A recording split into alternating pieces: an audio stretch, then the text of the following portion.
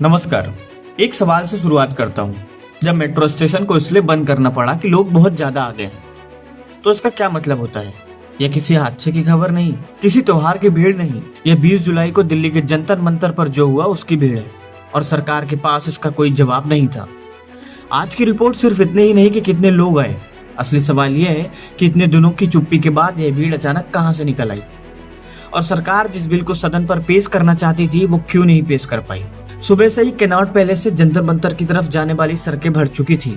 इतने लोग बढ़ गए थे कि मेट्रो प्रशासन को स्टेशन का गेट बंद करना पड़ा। जिन लोगों ने यह भीड़ अपनी आंखों से देखी वे खुद हैरान थे। किसी संगठन, किसी बड़े नेता के बुलावे के बिना यह जमावड़ा कैसे बन गया। आंसू गैस के गोले पूरे दिन छोड़े जाते रहे, लेकिन भीड़ तरबतर नहीं हुई। लोग अपनी आंख बचाते, थोड़े पीछे हटते और फिर आगे बढ़ते। दोपहर तक का अनुमान 500 से शुरू होकर 75,000 के पार जा चुका था। उसके बाद गिनती करना मुश्किल हो गया। पुलिस के पास इतनी बड़ी, इतनी मिलती जुलती भीड़ को संभालने का कोई तैयार जवाब नहीं था। हर उम्र, हर तकबे के लोग मौजूद थे। इतने की शक्ति दिखाना खुद पुलिस के लिए जोखिम बन गया था। अब उस बात की तरफ जो शायद आज की सबसे बड़ी खबर है, जिस पर सबसे कम बात हो रही है। आज सदन में सरकार एक बिल पेश करने की तैयारी में थी, राष्ट्रीय सम्मान अपमान निवारण संशोधन विधेयक 2026। इसका मकसद यह तय करना था कि राष्ट्रगान या वंदे मातरम के गायन में बाधा डालने पर 3 साल तक की सजा हो सकती है।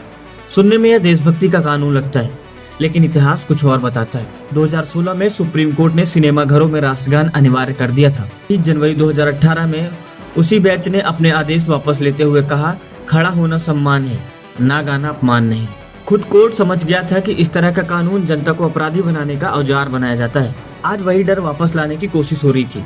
फर्क बस इतना था कि आज जनता सड़क पर थी और यह बिल पेश नहीं हो सका। आंदोलन की अगुवाई कर रहे संगठन ने सिर्फ 3 मांगे रखी। पहला, गिरफ्तार कार्यकर्ता की रिहाई। दूसरा, केंद्रीय मंत्री का इस्तीफा। और तीसरा, परीक्षा में गड़बड़ी के बाद जान गंवाने वाले छात्रों के परिवार को मुआवजा। घंटों की खींचातानी के बाद शाम को मंत्री और आंदोलन के प्रतिनिधियों के बीच बातचीत हुई।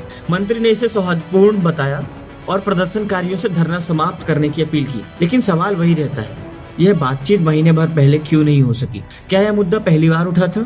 एक और बात गौर करने लायक है, मुख्यधारा मीडिया के बड़े हिस्से के पास आज इस भीड़ का वर्णन करने के लिए भाषा नहीं थी। शांति से चल रहे मार्च को हंगामे और अराजकता जैसे शब्दों में बांधा गया। लोकतंत्र में शांतिपूर्ण असहमति का क्या स्थान है? यह सवाल पूरे दिन कवरेज में लगभग गायब रहा, जबकि यही सवाल असली कहानी थी। यह वह पीढ़ी है जिसने परीक्षाओं में बार बार गड़बड़ी झेली, नौकरियों का इंतजार किया, महंगाई का बोझ उठाना पड़ा और लंबे समय तक चुप रही। आज वह पीढ़ी सड़क पर थी, बिना किसी नेता के झंडों के तले। ध्यान देने वाली बात यह भी है कि जो लोग वर्षों से सत्ता के साथ खड़े नजर आते थे, आज वह अपनी नाराजगी के साथ बाहर निकले। यह सिर्फ सरकार के खिलाफ मार्च नहीं था, यह अपनी चुप्पी के खिलाफ भी एक मार्च था। जंतर मंतर का यह धरना शायद कुछ दिन में खत्म हो जाए, लेकिन जो एहसास आज पैदा हुआ है वह इतनी जल्दी खत्म नहीं होगा। ये डर हमेशा के लिए नहीं टिकता कि जनता चाहे कितनी भी वक्त के बाद अपनी आवाज फिर पा लेती है। अगली बार जब लोकतंत्र कमजोर महसूस हो तो शायद ये दिन याद आए, वह दिन जब मेट्रो स्टेशन बंद करना पड़ा क्योंकि जनता ज्यादा थी और डर कम था।